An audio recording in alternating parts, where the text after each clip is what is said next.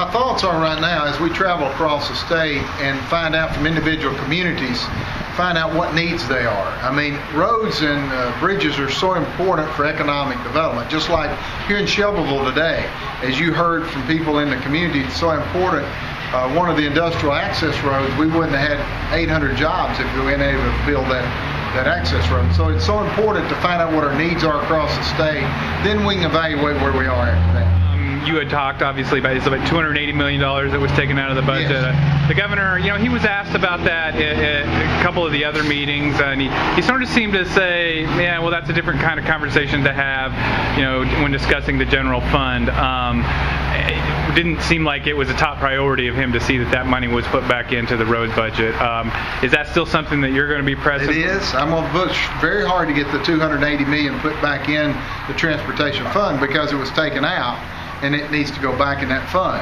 Now, that's not a long-term fix, for where we are, but at least it gives us an opportunity to get that money back in the fund. Now, I passed a bill in 2009 that the money, every penny of gasoline diesel tax that you saw the formula today goes right back into roads and bridges. So they can't take money out of the transportation fund now and go into the general fund after we passed that bill in 2009. But they did it from 2001 to 2008. The governor kind of has, now I heard him a couple times, shut the door on the idea of toll roads. Correct. You think that's wise? Are you in favor of? No, I don't think there's an opportunity I don't see any need for toll roads. I don't see us going in debt on roads, and so therefore we are where we are. We have to determine what our needs are and determine what kind of revenue we're going to need to fulfill those needs. Just like any business, if you're running a business, you got to figure out how much revenue you're going to need to run that business. Well, I mean, obviously, if vehicles become more and more fuel efficient, that's right. I mean, is a gas tax going to be sufficient to pay for roads? Or is it just going to be you're going to see ever increasing gas taxes, from here on out? I think we'll look for all solutions. I mean, another thing we're going to have to look at as the future goes, things are changing so fast.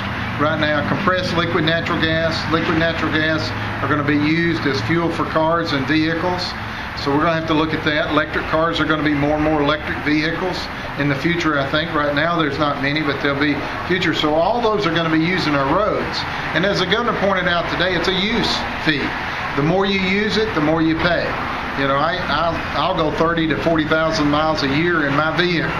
Well, I'm paying more than my dad, who's 85, who goes to church and the grocery store and just barely around town.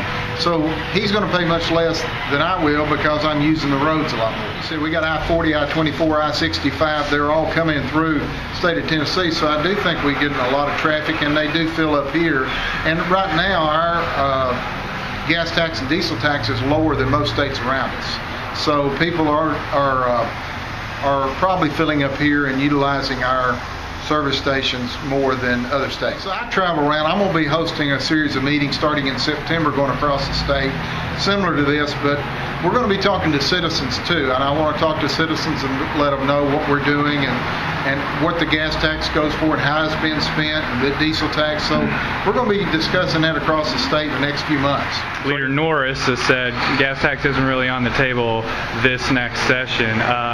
Do you agree with that assessment, or does that kind of depend on what you're going to be hearing in your meetings, or where are you at on the actual political situation of raising a gas tax this session? I think we're a long ways from getting there because we've got a lot of studying to do to figure out how much we're going to need to fulfill the roads and the bridges across the state. So we're a long ways from getting there where we are today. And August 2015, session starts in January of 2016.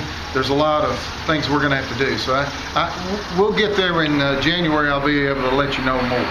Do you have any even idea what a ballpark kind of figure would be for what would be a number that might be tossed out for gas tax increase? I really don't. We haven't even got that far. I want to see what our needs are for the next 10 to 15 years. We don't need a Band-Aid approach. We're not running this like Congress is. Congress is patching it 3 months at a time. We want to fix.